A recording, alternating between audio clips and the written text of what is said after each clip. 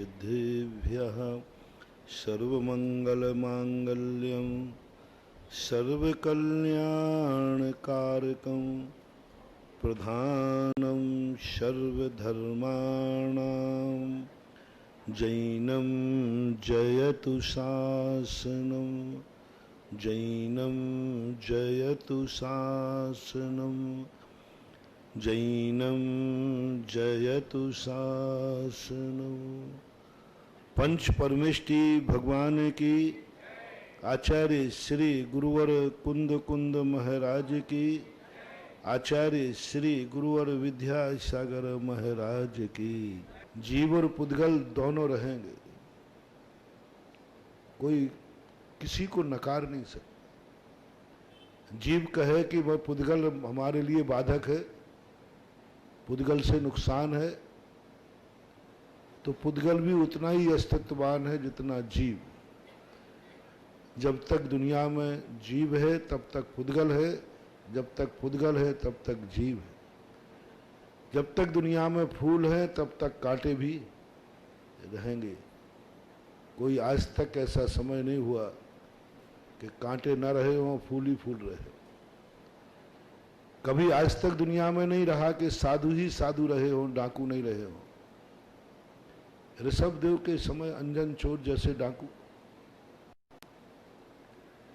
महावीर स्वामी के समय विद्युत चोर जैसे डाकू, रामचंद्र जी के समय रावण जैसे पापी, कृष्ण के समय कंस जैसे नास्तिक, कितने बड़े दुष्ट। पुराणों में देखो, हर सज्जन पुरुष के पीछे एक दुर्जन पुरुष लगा हुआ है। आज तो इतने बड़े बड़े युद्ध भी नहीं है, थोड़े दिन ही युद्ध हो पाते, ज्यादा नहीं हो पाते। पहले तो क्या युद्ध हुए, महाभारत। अब बोलो, नेमिनाथ जैसी महाशक्ति और कृष्ण जी जैसी महाशक्ति विद्वान होते हुए भी अनैतिकता, अत्याचार, चीरहरण। नेमिनाथ दुनिया में बैठे विद्वान है, कृष्ण जी दुनिया में विद्वान है बैठे हुए, और उसके बावजूद भी हस्तिनापुर में क्या अनर्थ हुआ, हस्तिनापुर में क्या पाप का रूप हुआ। और देखो कितने कितने महान लोग, रामचंद्र जी जैसी महाशक्ति बैठे, मुनिष्यव्रत नाथ भगवान का काल, फिर भी रावण जैसे व्यक्तियों के अत्याचार कौन रोक पाया, कौन मिटा पाया पापियों को। भगवान ने अवतार लेकर एक पापी को मिटाया, वो मरने के बाद 100 पापी छोड़ गया। इसलिए एक साधु भली अपने पीछे साधु की लाइन छोड़ पाए या ना छोड़ पाए, लेकिन एक पापी जरूर अपने पीछे पापी जरूर छोड़ के जाता है। क्योंकि अच्छी फसल को बोना पड़ता है और कचड़ा को बोना नहीं पड़ता, वो उग जाता है। ये कचड़ा पतवार होती है। अच्छी फसल, गेहूं की फसल, फल फूलों की फसल अपने आप नहीं होती, उसको बोना पड़ता है, मेहनत करना पड़ता है। और कूड़ा कचड़ा पतवार के लिए कोई भी। सारी दुनिया में अच्छी फसल ज्यादा है कि कूड़ा कचड़ा ज्यादा है? बस यही सिद्धांत समझो। प्रकृति भी देखो, कूड़ा कचड़ा ज्यादा है, जो कोई काम का नहीं, पशु के खाने के काम भी नहीं। इसी प्रकार दुनिया ऐसे ही है अनादिकाल से। सज्जन साधु संत बहुत कम होंगे, क्योंकि वो बोए जाते हैं, वो संस्कारित किए जाते हैं। वो जहां जन्मते हैं उस खेत को संस्कारित किया जाता है, जहां वो रहते हैं उसको बहुत संस्कारित किया जाता है, जहां वे चलते हैं उसके लिए बहुत मेहनत करना पड़ती है। एक किसान जब अच्छी फसल उगाता है, उसके पीछे की मेहनत देखो उसकी कितनी है। खेत को तैयार करना, खेत की पहचान करना कि यहाँ ये फसल होगी भी कि नहीं होगी। कूड़ा कचड़ा के लिए कोई पहचान नहीं करना, वो तो कहीं भी हो जाएगा। लेकिन फसल को पहचान करना, इस खेत में गेहूं होगा कि नहीं, सरसों होगा कि नहीं, आम्रफल होगा कि नहीं, पहचान करना। देखो ना, एक तीर्थंकर को जन्म के लिए 6 महीने पहले से तैयारी, 56 कुमारियां देवियां, अष्टकुमारियां, पूरे देवता लग जाते हैं, तब एक अच्छा आदमी पैदा होता है। सारे दुनिया के देवता लग जाते हैं, अच्छे अच्छे लोग, सौधर्मिंद्र तक लग जाता है, कुबेर सब लग जाते। संसार में जितने अच्छे अच्छे लोग हैं सब जब लग जाते हैं तब एक अच्छा आदमी पैदा होता है। और गंदे आदमी पैदा करना नहीं पड़ते, वे तो हो जाते, अपने आप हो जाते। सम्मूर संजीव अपने आप, बरसात में देख लो, थोड़ी सी बरसात होती ही हो जाती, जहां तरफ देखो भी पूरी। पिछली बार जब वर्षा योग था, कुछ लोग आए, बोले महाराज हमने कोठारी नदी के किनारे पेड़ लगाने का भाव सोचा। मैंने कि उसमें तो इतने पेड़ हैं कि हमें जाने को भी जगह नहीं। मैं जब सोच जाता हूं ना तो मैं जा ही नहीं पाता। मैंने कि इतने बड़े पेड़ हैं, इतने पेड़, घने पेड़ हैं। बोले महाराज जी वो बेकार पेड़ है, बबूल है, वो भी विलायती बबूल, देसी नहीं। देसी बबूल तो फिर भी ऊंट के बकरी के काम आता है, विलायती बबूल किसी काम का नहीं, बात जलाना के लकड़ी के काम आता है। वो भी उसका धुआं और उसकी आग कड़वी होती है। अब किसी ने उगाए नहीं है। एक अच्छा पेड़ लगाने के लिए अपन को कितनी मेहनत, कितना मेहनत करना पड़ती है, और इनको कोई बबूलों को कोई मेहनत नहीं करना, अपने आप उग रहा। पूरी नदी खचाखच भरी है, पूरी नदी, कदम रखने को जगह नहीं। बस महानुभाव, ऐसा ही संसार बुराइयों का स्थान है। यदि संसार बुराइयों का स्थान नहीं होता तो महान आत्माएं को छोड़कर मोक्ष नहीं जाती। उनका मोक्ष जाना बता रहा है कि संसार में ना अच्छाइयां थी, ना है और ना रहे। संसार बुरे लोगों का स्थान है, संसार पापियों का स्थान है। संसार वो काजल की कोठली है, कैसहु सयानो जाए पर लीक लागे पर लागे। काजल की कोठली है। इसलिए ये कल्पनाएं कभी मत करना कि हमें संसार में रहते हुए सुख मिल जाएगा, या संसार विषय सुख होता, तीर्थंकर क्यों त्यागे, काहे खो शिव साधन करते, संयम सो अनुराग। क्यों करते वो यदि संसार में सुख होता? इसलिए कल्पना ही नहीं करना संसार के सुख की। समंतभद्र महाराज ने तो स्पष्ट लिख लिया, कर्म परवसे शांति दुखैरंतर तो दये, पाप बीजे सुखे नास्ता श्रद्धा कांक्षण स्मृता। कर्म के परवश है, अपने अधीन नहीं है संसार। संसार में व्यक्ति कोई भी स्वाधीन नहीं रह सकता। उसके आंसू भी पराधीन है, उसकी मुस्कुराहट भी पराधीन है। साता का उदय आ जाए तो हंस लेगा, और असाता का उदय आ जाए तो रो लेगा। हम हंस भी नहीं सकते, हम रो भी नहीं सकते, हम सो भी नहीं सकते, हम जाग भी नहीं सकते, हम सो भी नहीं सकते। नींद नहीं आए, लो नींद हराम कर दी कर्म ने। हम सोना चाहते सो नहीं सकते, हम जागना चाहते हैं, लेकिन निद्रा इतनी तेज आ रही, निद्रा वर्णी कर्म आ गया कि वो बैठे बैठे सुला देता है, बैठे बैठे सुला देता है। क्या है एक जिंदगी अपनी जब देखते हैं तो ऐसे लगता है कि हमारे हाथ में कुछ है ही नहीं। हम एक समय बैठे हैं, दूसरे समय हमारा कोई भरोसा नहीं क्या होने वाला है, कुछ नहीं कह सकते। तुम्हारा और हमारा सबका एक ही हाल है। हम नहीं कह सकते कि अभी जो मैं मुस्कुरा रहा हूं दूसरे सेकंड में भी मुस्कुराऊंगा या नहीं। प्लानिंग बना लेते हैं, सब प्लानिंग। लेकिन सब की सब रखी रह जाती। कुछ नहीं है इस संसार में, व्यक्ति कठपुतली बन के जी रहा है। वही मैं था, वही तुम थे जो बचपन में उछल कूद करते थे, वही अब तुम हो, बुढ़ापे में 4 कदम चलने को तरस रहे हैं। हमारे एक यहाँ साहेबपुरा के एक व्यक्ति बैठे आपके, जब भी हम जाते थे, पहले आते थे खूब उत्साह के साथ आते थे, श्रीफल चढ़ाते थे, साहेबपुरा चलो। इस बार वो मुझे दिखे ही नहीं पहले से, तो मैंने सोचा कि शायद बाद में पता चला, अभी देखता हूं मैं प्रतिदिन आपके मंदिर में। आज उनको चलने के लिए, आज जो मुझे कोसों दूर लेने जाते थे, आज कुर्सी से उठने में भी शरीर, यानी अपनी अनंत शक्तिमान आत्मा एक इस शरीर की कठपुतली बन गई। क्या है ये तमाशा, कैसा है संसार। और मैं शक्तिमान, अनंत शक्ति मेरे में विद्यमान है, लेकिन इस शरीर ने कहा उठ के दिखाओ तो जानो। तुम तो देखो देखो ना अपने महाराज निष्कम सागर जी,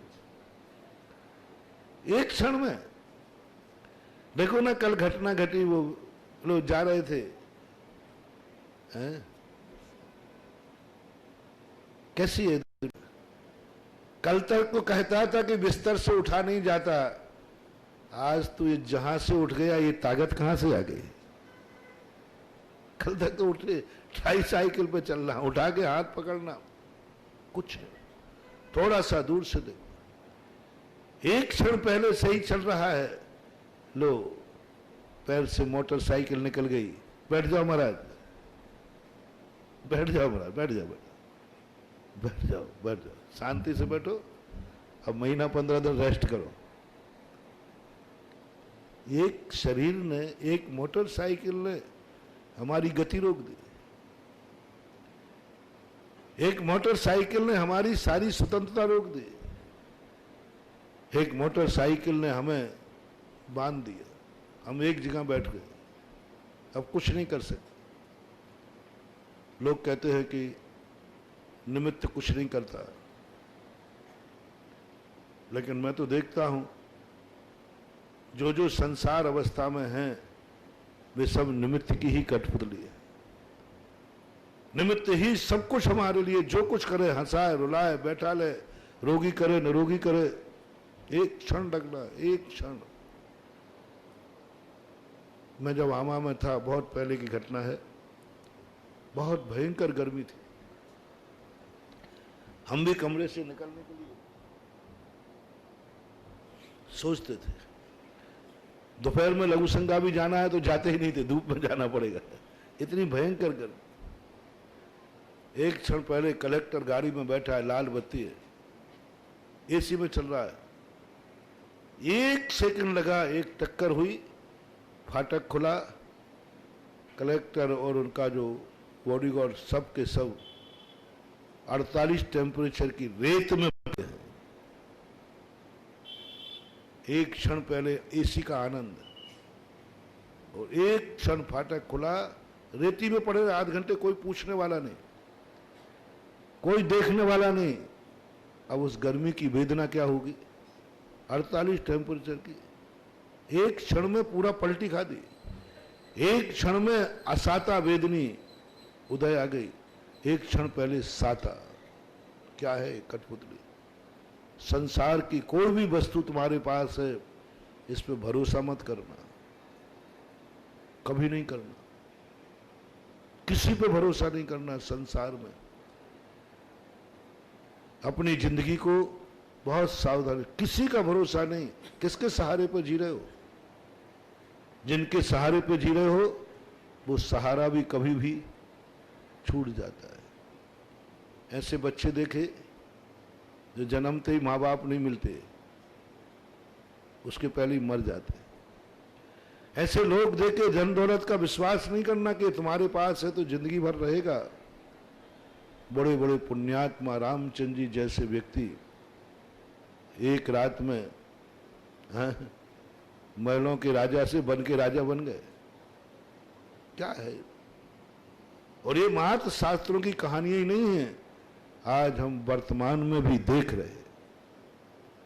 जिनके बाप दादों की तूतू बोलती थी, आज उनके वंश के लिए पड़ोसी भी पूछने को तैयार नहीं है। क्या करें? इसलिए हमारे जैनाचार्य हमेशा कहते हैं, पुण्य पाप फल माही हरख बिलखो मत भाई, यह पुद्गल पर जाए उपज बिन सेथिर नाई। थोड़े पुण्य का उदय आ जाए, बिलखो मत। थोड़ी जवानी में ज्यादा उछल कूद मत हो, क्योंकि उगता उगा सूरज ढलता है, ढल जाएगा। 12 बजे तक ही चढ़ता है, 12 के बाद ढलता है। जिंदगी यही है। कभी भी किसी भी मोड़ पर 24 घंटे सावधान रहो, 24 घंटे अपने पैरों को तैयार रखो। स्कूटर को कहीं भी रोकना पड़ सकता है, रोकना पड़ सकता है। कोई विश्वास मत, माँ बाप पर, धन दौलत पर, परिवार पर, जिंदगी पर कुछ नहीं। एक क्षण, एक एक क्षण हमारी। कार्तिकेय अनुप्रेक्षाकार ने कहा कि हे भव्य प्राणी, तेरा धर्म में मन नहीं लगता? बोले नहीं लगता। तो ऐसा कर, तू ये महसूस कर, मेरे ऊपर यमराज तलवार लिए खड़ा है, किसी भी समय मार सकता है। तुम्हारा नमोकार मंत्र में मन नहीं लगता, और यदि एक आतंकवादी बंदूक लगा दे तो नमोकार मंत्र मन लग रहा है कि नहीं? ओह, नमोकार मंत्र पढ़ा भी रे मूर्ख, तो बंदूक की डर पर, डाकू की डर पर। जो कार्य तुमसे साधु नहीं करा पाया, वो कार्य डाकू ने करा दिया। कैसी विडंबना! जो कार्य साधु नहीं करा पाया, साधु ने कहा था भगवान का भजन कर, नहीं किया। डाकू कहता महाराज जी मैं कराऊं? वो 1 मिनट में कर दिया। नमोकार मन पर जी नमो ओरियंताड़म। महाराज जी ने कहा महाराज जी अभी मेरे पास टाइम नहीं है। यदि आपको सुधारने का श्रेय ये जिनवाणी मां डाकुओं को दे दे, सब सुधर जाएंगे। ये मैं तो कई बार सोचता हूं, जब आप लोगों से कह के थक जाता हूं ना, तो मैं तो ये सोचता हूं कि भगवान, मैं अभिषेक का कहता हूं भैया प्रतिदिन अभिषेक करो, ये नहीं मानते। यदि ये कार्य डाकू को सौंप दिया जाए तो जो मंदिर नहीं जाएगा वो मेरी बंदूक के नीचे आएगा। यदि कोई डाकू ये फरमान जारी कर दे और वो डाकू प्रसिद्ध हो, तो सब मंदिर में मिलेंगे, घर में सब मंदिर मिलेंगे। यानी तुम्हें कोई मंदिर भेजागे तो कोई डाकू भेजेगा, साधु के कहने पे तो आ ही नहीं सकते। और यदि राजनेता घोषित कर दे 80G जैसा, जो जो भगवान का अभिषेक करेगा उसका 50% टैक्स माफ, उससे कोई टैक्स नहीं लिया जाएगा। और जो जो मंदिर नहीं जाएगा उस पर डबल टैक्स, माइनस मार्क। बोलो मंदिर में लोग आएंगे कि नहीं आएंगे? महाराज जी आपको बोलने की जरूरत ही नहीं पड़ेगी, हम लोग बिना पूछे आप मना भी करोगे तो आऊंगा। यानी लोभ और डर, लोभ और डर तुम्हारे लिए धर्म के मार्ग पर लाता है, स्वभाव नहीं। जैसे कल परसों मैंने कहा था ना, तुम्हें रोका भी तो किसने रोका? महाराज ने कहा था मत जाओ, लेकिन फिर गधा ने रोका। यानी तुम धर्म कार्य के लोग तो गधे के कहने थे। दुर्योधन हो ना, दुर्योधन, कभी सोचना महानुभाव, वो सबसे बड़ा मूर्ख कहलाता है जो अपराध करने के बाद अदालत में अपराध घोषित नहीं करता, रिमांडर पर भेजकर फिर अपराध स्वीकार करता है।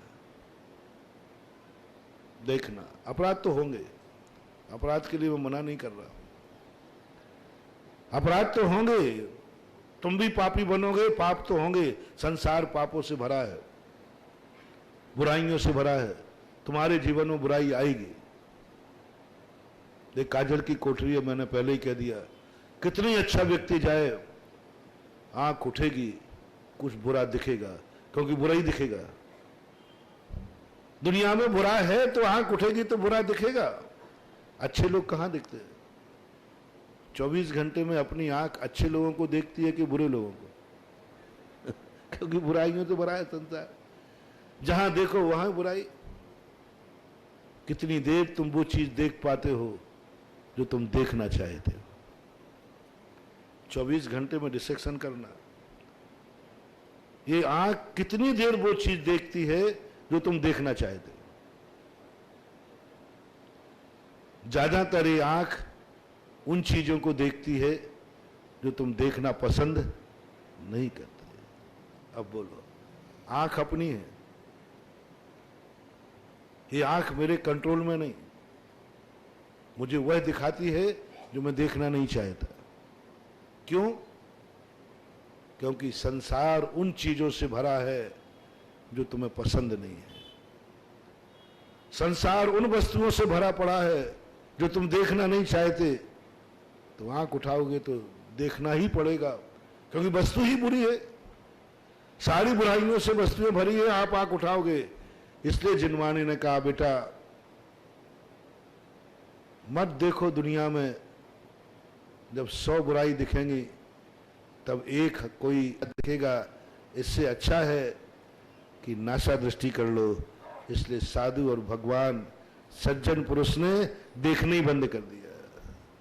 न रहेगा बांस न बजेगी, क्योंकि जहां देखो वहां इच्छाओं के प्रतिकूल वस्तु दिखती है।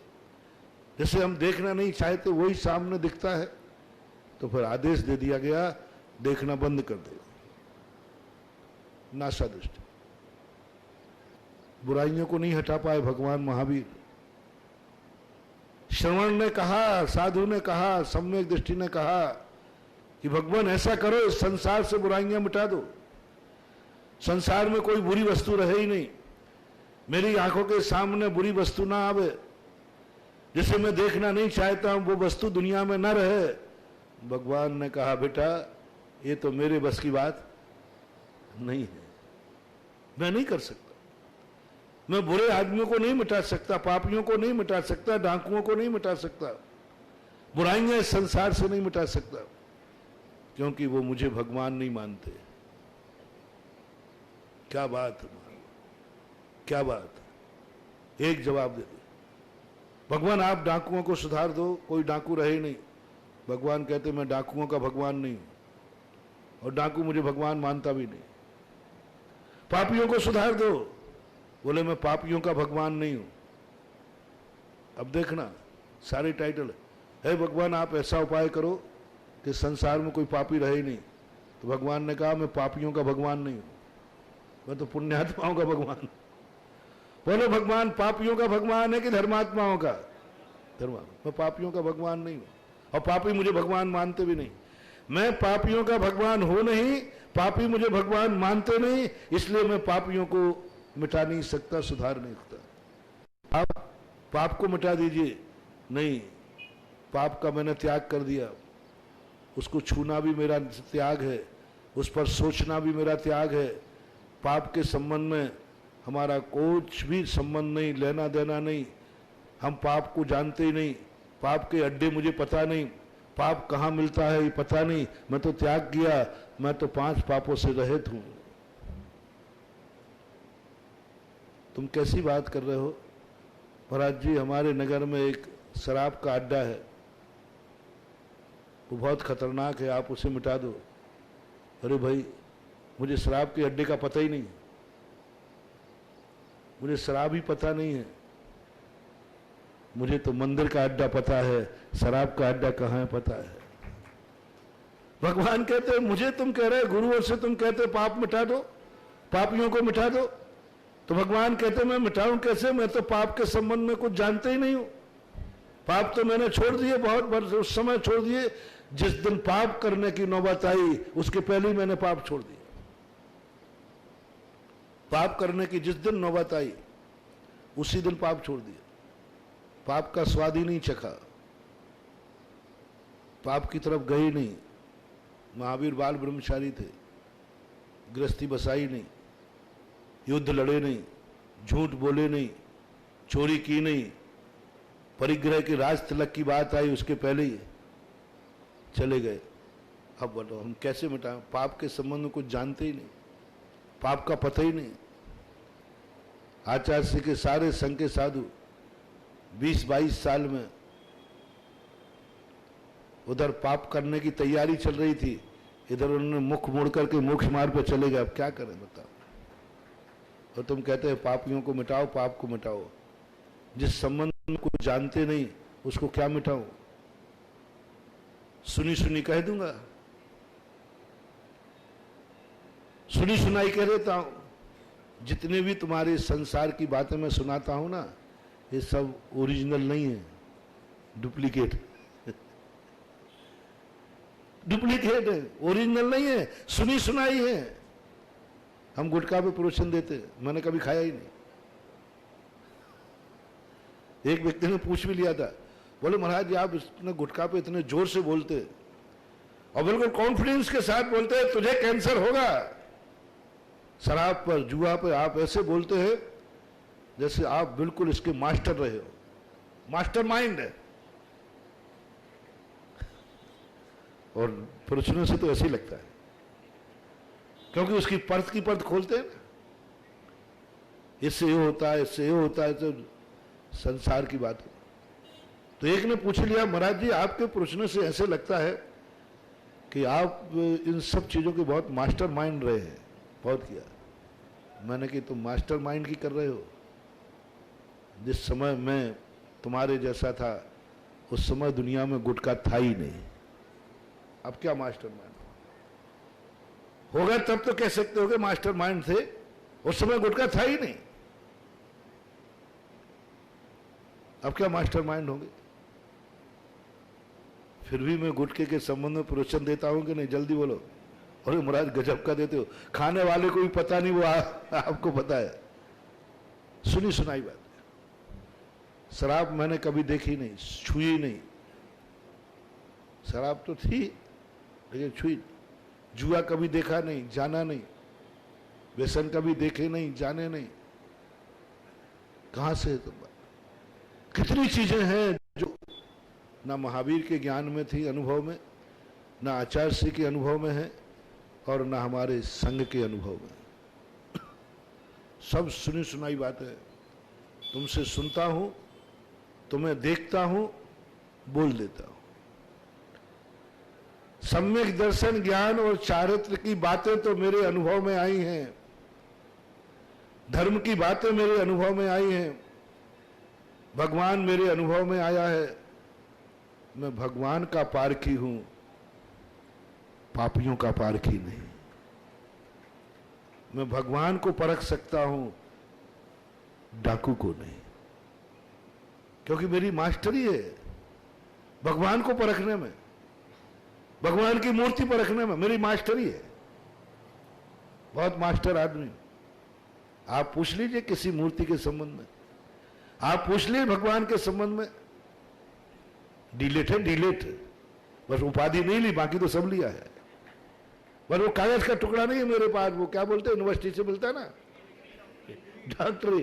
बस वो डिग्री नहीं है, बाकी सब कुछ मालूम है कि मूर्ति में मास्टरी है। 24 घंटे दिया है, 24 घंटे ध्यान करता हूं, 24 घंटे भक्ति करता हूं, 24 घंटे मेरी मास्टरी है। और आपको मालूम, और मास्टरी मेरी गलत नहीं है। आप लोग सैंपल भरते हैं, और जिस मूर्ति के संबंध में जो बोलता हूं आप लोग वही पाते हो, करके देख लेते हो, करके देख ले, और करके देख लेना। मैं तो कहता हूं मेरी बात, धर्म के संबंध की बात को कभी चुनौती मत देना। जब मैं भगवान की बात बोलूं, जब मैं साधु की बात बोलूं, जब मैं नमोकार मंत्र की बात बोलूं, जब मैं भक्तांबर की बात बोलूं, जब मैं अभिषेक की बात बोलूं, जब मैं शांति धारा की बात बोलूं, जब मैं किसी शास्त्र की बात बोलूं, महानुभाव, मेरा आपसे कहना है, सोच नहीं मत, क्योंकि इस पर मेरी मास्टरी है। ये मेरी जिंदगी का अनुभव है, मेरी आत्मा की पर्याय है। मैंने जिंदगी दी है इसके लिए। 24 घंटे यही चिंतन करता हूं, कभी संदेह नहीं। आपके सुभाष नगर के भगवान को मैंने भीलवाड़ा के लिए उस समय दिया था, आज भी दे रहा हूं। मेरी मास्टरी है और मैंने परख लिया 1,70,000 एनर्जी वाली। और कल इतिहास बदलना है। कल अभी पहली बार ही, हर मूर्ति के सामने नहीं, सांगानेर में जो महोत्सव हुआ था उसका नाम था अमृत सिद्धि महोत्सव। वहां अमृत ही अमृत है, सुख ही सुख है, पॉजिटिव सुख है। वहां वो दवाई नहीं है, सुख है, आनंद है। मुनि सुब्रतनाथ भगवान के पास जब नारेली में हुआ, उसका नाम था सर्वार्थ सिद्धि महोत्सव, क्योंकि मुनि सुब्रतनाथ भगवान अमृत नहीं पिलाते, वो तुम्हें कवच देते हैं, सुरक्षा कवच, दुश्मनों से निपटने की शक्ति, विरोधियों से निपटने की शक्ति। और अभी तक पहला महोत्सव है जो सर्व औषधि महोत्सव हो रहा है।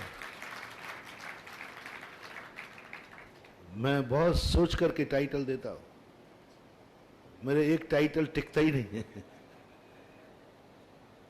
मैं द्वितीय नहीं, अद्वितीय रखता हूं।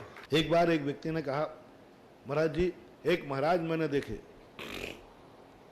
द्वितीय विद्यासागर, सेकंड, आजकल ये चलता है सेकंड विद्यासागर, अच्छे लोगों के लिए चलता है ना, कि अच्छे लोगों के बराबर, तो अच्छे विद्यासागर, सेकंड विद्यासागर।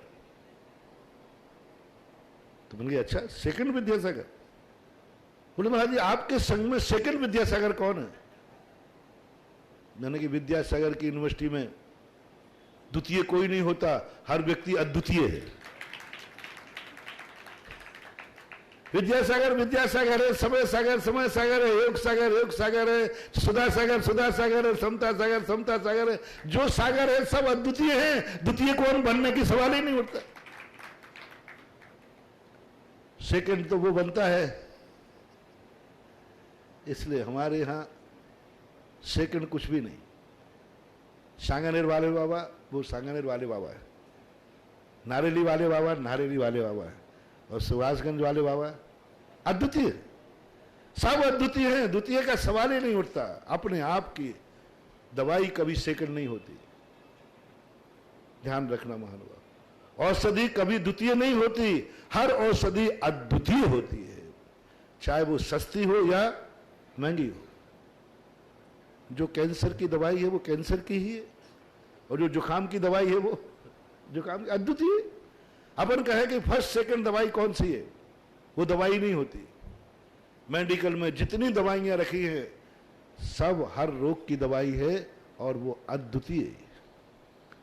इसलिए हर मंत्र, हर गुरु, हर मूर्ति, हर शास्त्र की ऋचा, हर साधु का वचन अद्वितीय होता है। साधु एक बात को 2 बार भी बोले तो आप ये मत समझना कि यही तो कल बोला था। नहीं, कल शायद कोई दूसरा प्रसंग होगा, कल दूसरा भाव होगा, आज कोई दूसरा भाव, आज दूसरा। कभी पुनरावृत्ति साधु के मुख से होती ही नहीं। आपको सुनने में लगेगा कि यही बात तो कल बोली थी। नहीं, कल की बात अलग थी, कल की पर्याय अलग थी, कल का द्रव्य अलग था, आज की पर्याय अलग है, आज का द्रव्य अलग है। एक हो ही नहीं सकता। भली वही शब्द बार बार बोले। नमोकार मंत्र हम 1,00,000 बार पढ़े, ज्ञानी कभी दोबारा पढ़ते ही नहीं, एक बार ही पढ़ता, कभी नहीं पढ़ नहीं सकता। तुम्हें लग रहा है कि हम बार बार नमोकार मंत्र पढ़ रहे हैं। मैंने तो आज तक नमोकार मंत्र दोबारा पढ़ा ही नहीं। हर बार पढ़ता हूं, नया पढ़ता हूं। मैंने भक्तांबर पाठ पढ़ाया भी। जितनी बार भक्तांबर पढ़ता हूं मुझे लगता ही नहीं कि मैंने कल पढ़ा था। आप शिविर में लगाए मैंने, एक व्यक्ति गुना के पास लेके आ गया। बोले महाराज जी मैं समझ नहीं पा रहा हूं आपको। मैंने कि समझने की चेष्टा भी मत करना, मुझे समझने की।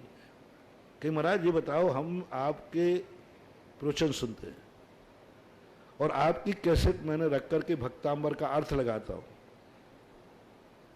तो आपने जबलपुर में बोला था, मैंने या आपके वचनों पर मुझे विश्वास है, जैसा जैसा आपने बताया मैंने रट लिया। फिर आपने ललितपुर में लगाया तो एक भी श्लोक की एक भी कैसेट नहीं मिल रही, और तीसरा गुना में लगाया, एक ही श्लोक की ये 3 कैसेट हैं, सही कौन सी है इसमें? क्योंकि तुम उस श्लोक पर वहां बोले तो कुछ अर्थ ही अलग बोले, उदाहरण अलग दिया, प्रभाव अलग दिया, ललितपुर में अलग बोले, गुना में अलग बोले।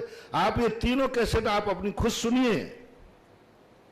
वो बड़े खिजाना आया था कि अब मैं क्या मानूं, दूसरे साधु की हो तो एक या दो मत होंगे,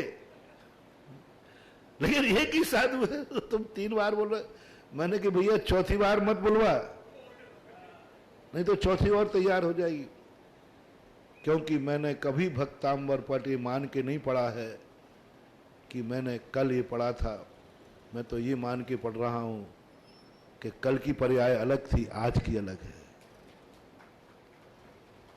एक बार पूज्यवर आचार्य महाराज का एक द्रव्य संग्रह का अनुवाद हम लोगों को मिला, जब आचार्य श्री बहुत शुरू में लिखा होगा, बहुत शुरू, फिर बाद में उन्होंने भी अनुवाद किया।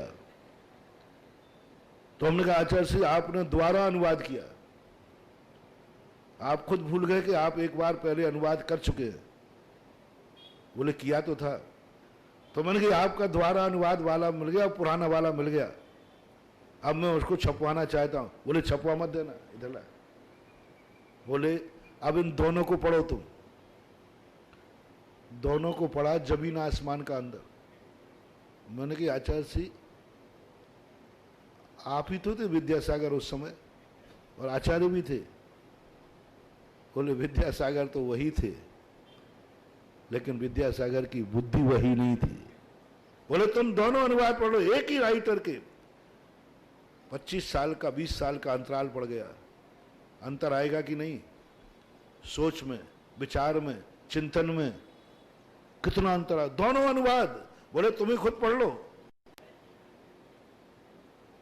अब तुम्हारी यदि बचपन की फोटो दिखाई जाए, और तुम आजकल बड़े स्टैंडर्ड के बड़े पढ़े लिखे आदमी बन गए हो, और बचपन की दिखाई जाए तो क्या होगा? हम ऐसे थे बुद्धूचंद,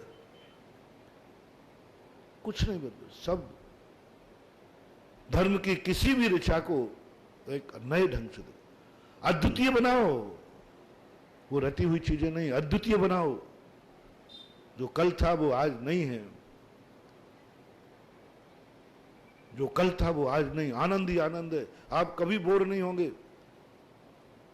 मूर्ति का दर्शन जो कल किया था वो आज मत करना, अलौकिक ढंग से करो। मैंने जो कल दर्शन किया वो आज नहीं, धर्म के क्षेत्र में। इसलिए मेरी मास्टरी धर्म के क्षेत्र में है। संसार के क्षेत्र में मेरी जो कुछ भी बातें मैं कहूं, उनमें सत्यता नहीं जानना, वो मेरी सुनी सुनाई बातें हैं। जैसे सुनी सुनाई बातें हैं, जैसे सेल फास मार देता है, ये तुमने देखा है, सुना है या खाके देखा है? आप लोग बताओ भाई। सुना है, देखा है, देखा है ना, और सुना भी है। सेल फास मार देता है। कभी खाके देखा? जैसे तुमने सेल फास खाके नहीं देखा, लेकिन सुना है कि ये मार देता है, देखा है कि मार देता है, ऐसे ही मैंने संसार करके नहीं देखा, सुना है कि ये दुखदाई है और देखा है कि तुम्हारे दुखदाई है, बस और कुछ। मैंने सुना है कि गुटखा से कैंसर होता है और देखा भी है, लेकिन मैंने खाके, और मैं देखूंगा भी नहीं, मैं देखूंगा भी नहीं। मुझे उस पर पीएचडी नहीं करना, मुझे उस पर मास्टरी नहीं करना। इतनी सुनाई सुनाई बातें बहुत हैं, सुना देता हूं। अब मैं क्या सुधारूं बताओ, कौन मानेगा मेरी बात, कौन मानेगा मेरी बात। इसलिए हम लोगों की बातें आप लोग नहीं मान पाते, क्योंकि हम पापों के संबंध में सुनी सुनाई कहते हैं, सुनी सुनाई कहते हैं। तुम्हारे मन में एक ही बात आता है, महाराज जिस बात के संबंध में कहते उसके संबंध में जानते करते तो कुछ है नहीं महाराज कहते, इसलिए प्रभाव नहीं पड़ता मेरा, ज्यादा प्रभाव नहीं पड़ता, क्योंकि तुम्हारे मन ने पहले ही कह दिया महाराज जिस संबंध में बोल रहे हैं ये कुछ नहीं जानते, तोता रटंत हैं, इधर उधर सुन ली, कान के कच्चे हैं। तो मैंने एक दिन कहा था, एक गुटखा वाले ने कही यही था, 94 की घटना, गुटखा पे प्रवचन दिया, वो आ गया, बोले महाराज जी आप लोगों को थोड़ा सा साधु हो तो मर्यादा रखना चाहिए। मैंने क्या? बोले जिस संबंध में आप जानते नहीं उस संबंध में क्यों बोलते हो? मैं आपके धर्म के संबंध में नहीं जानता तो मैं तो नहीं बोलता, आप जानते तो कुछ नहीं। कभी गुटखा आपने खाया? मैंने कहा भैया नहीं खाया। तो फिर क्यों इतना घंटों घंटों बोल करके हमारे गुटखे की बदनामी कर दो? कहूँ वो गुटखा का दीवाना था, हमारे घर में झगड़ा करा दे, आप यहां प्रवचन देते वहां बाप हमें डंडे मारता है, मम्मी नाराज होती है, पत्नी नाराज होती है। आप लोगों का काम एक ही है, घरों में महाभारत मचाना, और बिना सिर पैर की बात है। आपको ज्ञान फ्यान तो कुछ है नहीं, गिलहरी क्या जाने बादाम का स्वाद। बहुत आवेश में था वो, बोले आपने प्रवचन दिया, आज मालूम हमारे घर में क्या हंगामा होना है, दिन भर यही कलह चलेगी। और आपने तो कह दिया कि गुटखा जो खाता है वो ऐसा है वैसा है, निपुता हो जाएगा, उसकी पत्नी विधवा हो जाएगा। अब हम बोलते हैं थोड़ा सा, अब मैं थोड़ा ज्यादा ही बोल देता हूं, और उस वस्तु में बोल देता हूं जिसके तुम दीवाने हो, कौन सहन करेगा? अब जब कोई गर्म होके आता है तो मैं ठंडा रह जाता हूं, क्योंकि मैं तुरंत, गर्मी का दिन था, थका हुआ था, और वो आ गया गर्म कर गया। मैं तो मैंने कहा भैया मैंने खाया तो नहीं, और मैं जानता नहीं हूँ, मैंने सुना है और देखा है। बोले साधुओं को सुनी सुनाई बातें नहीं बोलना चाहिए, साधु को कान का कच्चा नहीं होना चाहिए। हम लोग तो आपको वो बातें सुनने आते हैं जो आपके अनुभव में आई हो, हैं जो बातें आपके अनुभव में आई हो, आपने प्रैक्टिकल किया हो, आपने आत्मा की पर्याय बनाया हो, आप उसके संबंध में डीपली अध्ययन हो, वो बातें सुनाओ आप जिसके संबंध में सुनी सुनाई। अब मैंने कहा इसने तो आज मुझे, पर मेरी ऐसे लोगों के सामने खोपड़ी बहुत तेज चलती है, तुरंत खोपड़ी चली। मैंने कहा भैया इतना ही बता दे, तो सेल्फास तूने कभी खाया क्या? मैं 2 गोली मंगवाता हूं आज, और जितने लोग हैं सबको दूंगा। बोले महाराज दे मत देना, ये सब मर जाएंगे। मैंने कहा तूने खा के देखा? किस अनुभव में बोल रहा है कि मर जाएंगे? क्यों नहीं खाएगा? तुझे खाना पड़ेगी।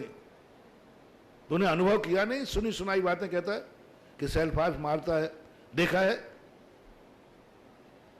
उसे मालूम नहीं था कि ये तीर इतना उल्टा बैठेगा।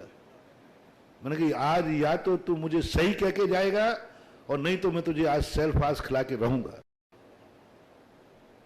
या तो तू सेल्फास खा के दिखा दे यदि अपनी बात पे कायम है, नहीं तो मुझे हर दिन गुटखा पे बोलने की छूट दे बिना खाए। मैं खाया नहीं, खाऊंगा नहीं, फिर भी बोलने की छूट दे कि हाँ महाराज बोलना चाहिए। नहीं तो तू आज सेल्फास खा के दिखा, क्योंकि तूने कभी खाई नहीं है और तू बुराई कर रहा है। वो आया था तो लड़ने, लेकिन लाडला बन के गया। नमस्ते महाराज, अब नहीं कहूंगा मैं। और बात सही थी, उसका कथन गलत नहीं था कि संसार के संबंध में साधु क्या जाने। लेकिन बंधु, हमारे पूज्य आचार्य महाराज के सामने प्रश्न किया था एक बार ईश्वरी में, कलकत्ता के व्यक्ति कि महाराज जी आप संसार की बुराइयां करते हैं, आप क्या जानते हैं संसार से? आपने तो कुछ देखा ही नहीं। तो आचार्य श्री ने क्या जवाब दिया? बोले भैया दो प्रकार के लोग होते हैं। एक गड्ढे में गिर के फिर सुधरते हैं और एक दूसरे को गिरते हुए देखकर सुधर जाते हैं। दोनों में ज्ञानी कौन है? एक तो पहले गिरेगा और फिर कहेगा अरे गोड़ टूट गया, अब देख के चलो। और एक दूसरे को गिरता देखकर रास्ता बदल देता है। बताओ दोनों में से सही कौन है? क्या हम लोगों को आज मैंने कि वाह आचार्य श्री गजब, हम लोग भी देख रहे थे। अब आचार्य श्री क्या कहते हैं, बड़ों की मजाक उड़ाने में बड़ा मजा आता है। जब उन्होंने ये प्रश्न हुआ मैंने कि आज आए आचार्य श्री पहाड़ के नीचे, क्योंकि आचार्य श्री हम लोगों की तो हिम्मत इतनी है नहीं। उसने पढ़ा आप क्या जानते हैं संसार के संबंध में, जो आप संसार की बुराई करते, धन की दौलत की चीजों की करते ही हम लोग बुराई। तो हम लोग बिल्कुल स्तब्ध होकर यूं देख रहे। अब आचार्य श्री फंसेंगे, या तो आज से बोलना बंद करेंगे, लेकिन आचार्य श्री गुरु तो गुरु होते हैं भैया। एक सेकंड में उन्होंने फट से जवाब दिया कि महानुभाव मैं आपसे प्रश्न करता हूं, एक गड्ढे में गिर करके चेतता है और एक गड्ढे में गिरने के पहले चेत गया। उन्होंने खुद कहा कि श्रेष्ठ वो है जो दूसरे को गिरते देखकर अपना रास्ता बदल दे। तो आचार्य ने कहा बस वो मैं हूं और जो गड्ढे में गिर रहा है वो तुम हो। उनको उम्मीद नहीं थी कि जवाब मिलेगा। बहुत बढ़िया। राजा साहब बीरबल को ज्यादा नीचा दिखाते रहते थे। तो एक दिन बोले राजा साहब बीरबल मैंने एक बहुत स्वप्न देखा। बोले क्या देखा साहब? बोले मैं शक्कर के कुएं में पड़ा हूं और तू शौच कुएं में पड़ा है, मल के कुएं में। देख तेरी दशा ये, मैंने स्वप्न में देखा तू कहां पड़ा है? शौच के कुएं में, सेप्टिक टैंक में। उस समय नहीं चलता था, शौच के गड्ढे में पड़ा, और मैं शक्कर के कुएं में पड़ा हूं। देख कितना गंदा। और सबके सामने हंसी उड़ाई, अकेले में नहीं। देखे बीरबल कुएं, रात में मेरे स्वप्न में कुएं में पड़ा था और मैले कुएं में पड़ा था। देखो ये कहीं सही हो जाए तो फिर क्या होगा? तो बीरबल तो आगे था। बोले राजा साहब इसके बाद का स्वप्न मैंने देखा। बोले क्या देखा? बोले तुम मुझे चाट रहे थे, मैं तुम्हें चाट रहा था।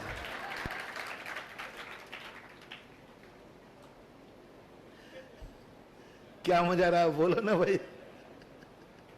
पढ़े भली कहीं थे लेकिन हम शक्कर खा रहे थे और तुम।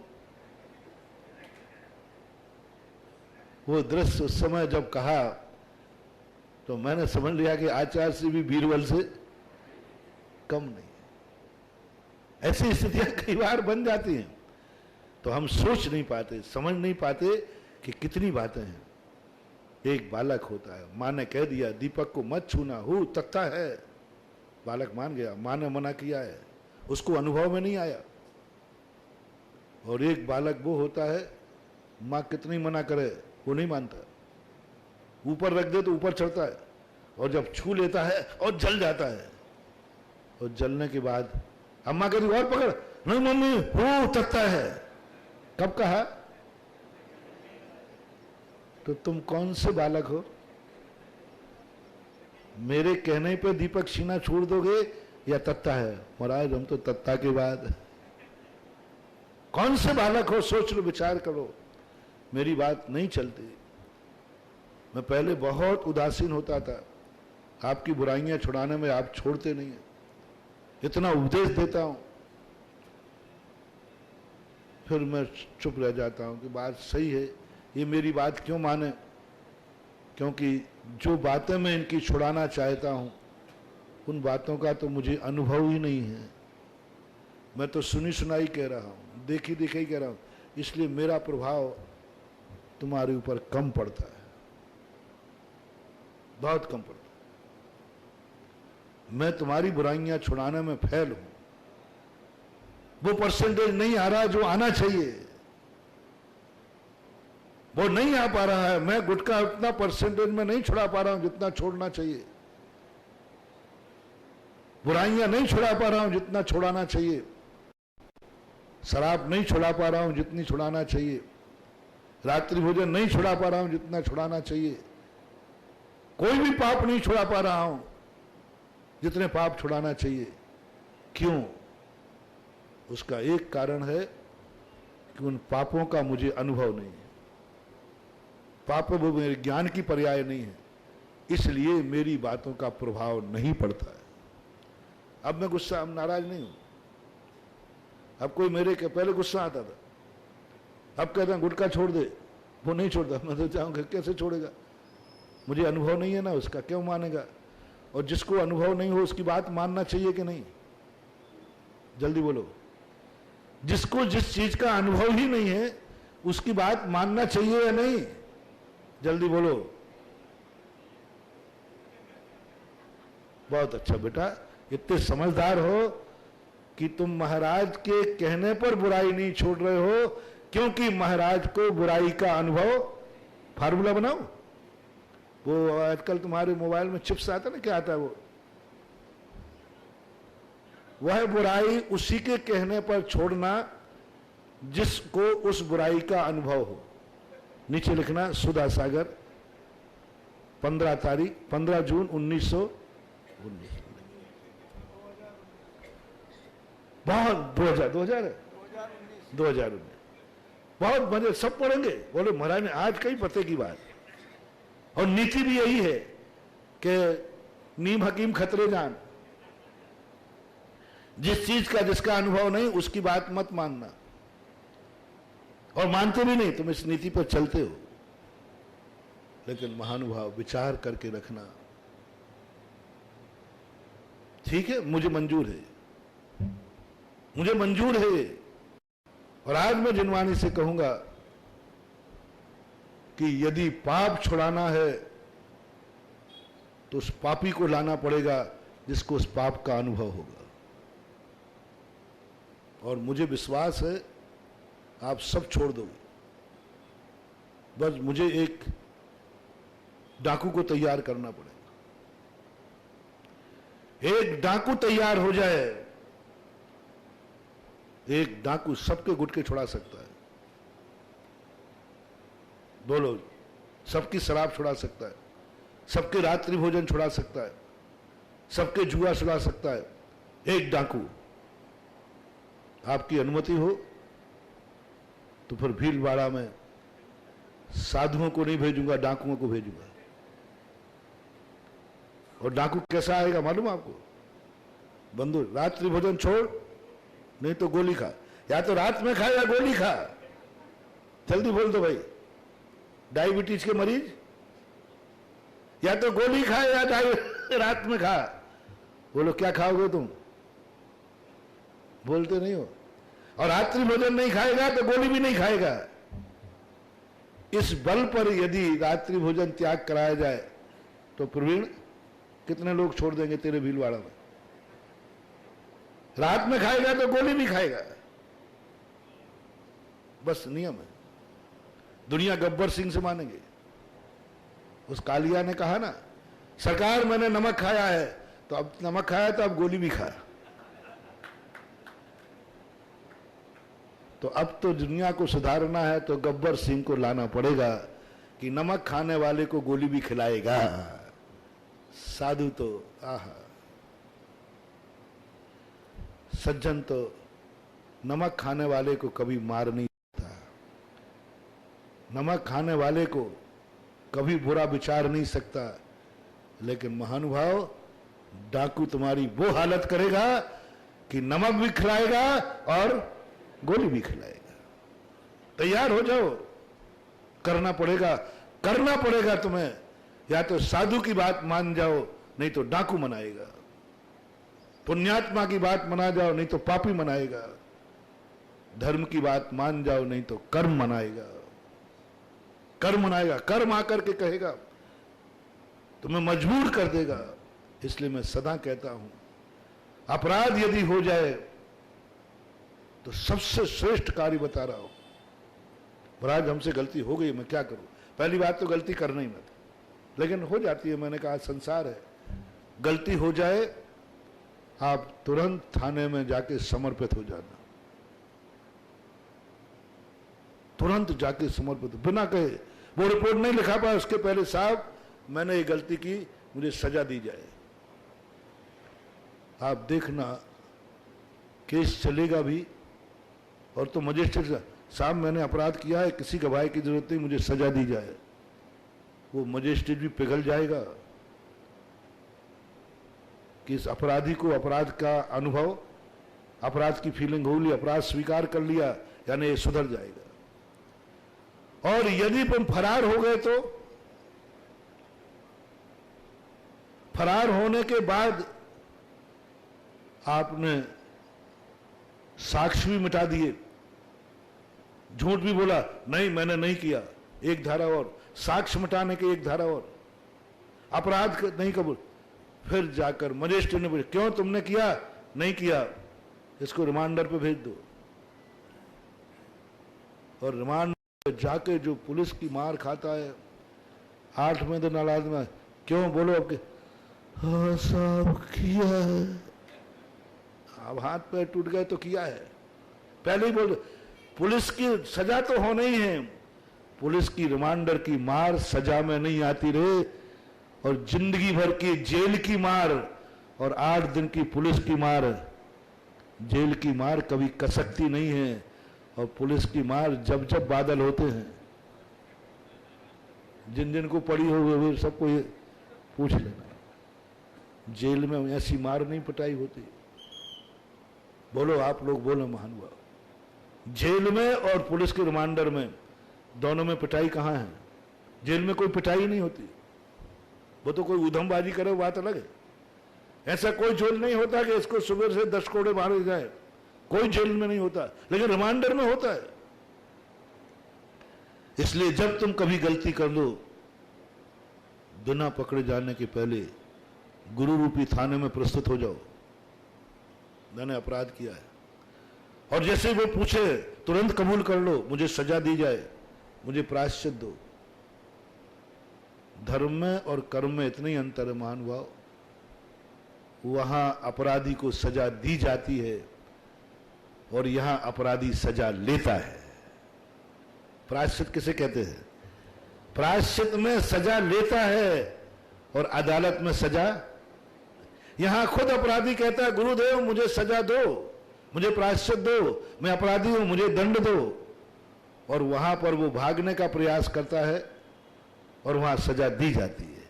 इसलिए धर्म क्षेत्र में ना कोई गवाह होता है, ना कोई वकील होता है, स्वयं प्रस्तुत हो गया, साहब मैंने अपराध किया, सजा दीजिए।